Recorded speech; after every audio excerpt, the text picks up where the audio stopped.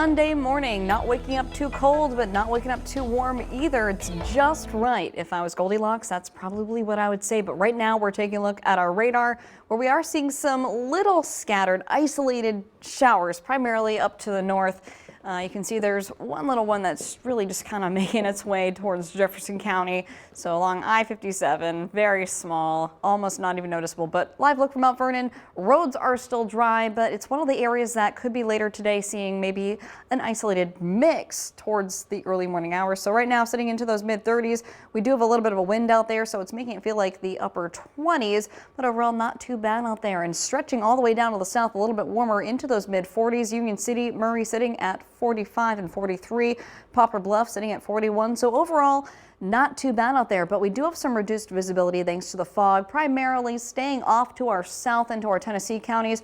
We do have a dense fog advisory right now for Henry and Weakley counties. Again, for our southern Tennessee counties, that'll expire at 9 this morning, but it's possible that you might even still see some areas of patchy fog if you are out there driving towards those low-lying valley areas. But, you know, along with our temperatures, our threat tracker bar staying nice and low. We do have a few chances of some isolated showers, remaining mostly cloudy. That trend follows us into the midweek. And Monday, Tuesday, and Wednesday, we are looking at a nice warm up. So if we're talking near 60 degrees, take it while you can, because then we're going to be tracking our next system on the way into the late week and almost into our weekend. So here's that system primarily staying down to our south. We kind of missed out on all the rain, but you know, areas like St. Louis currently seeing some of that snowfall. We've seen some reports even overnight of some isolated mixing happening. So Grapple talking about some sleet happening. But it's possible, like I mentioned earlier, that we could even see some of that mix in as we go towards the early morning hours. It may not happen around this time, could be even a little later into the early morning hours.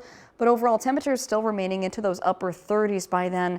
So not really sufficient to keep into that the cool air that's needed for that snowfall to happen. As we go into the early morning hours, Monday, temperatures will be allowed to drop to the north into those upper 20s, lower 30s. So it's going to be cool if you're going to the school bus. Mostly cloudy, temperatures at least reaching those lower 50s, possibly into those upper 40s. Then we get a little warmer as we go into Tuesday, some more chances of sun, but then we become mostly cloudy. Some chances of some rain going into Wednesday, almost hitting 60 degrees. It's all ahead of our next system that we could be tracking as we go into late Wednesday and into Thursday, and maybe even a slight chance as we go into our Friday. So here's this system coming in. It's a low pressure. We're going to see some rain pretty early on Thursday, but it's really more so as that low wraps around, and on the back end of that we get some cool air. So we could be tracking maybe a mix, but right now I'm going to say it's going to be rain. We're going to see some gusty winds out of this. That'll push out of the way for Friday officially, but we're going to be looking at a pretty wet and above average season going forward. 6 to 10 day outlook, January 13th through the 17th, above average rainfall, and to match that 8 to 14 day temperature outlook, seeing above average temperatures going forward into the mid-month. So download that Storm Track 3 app as we're going to be tracking some of those warmer and changing conditions that January likes to bring in. But hey, we can ditch the shovels at least for once, and we can start to track some warmer temperatures going forward.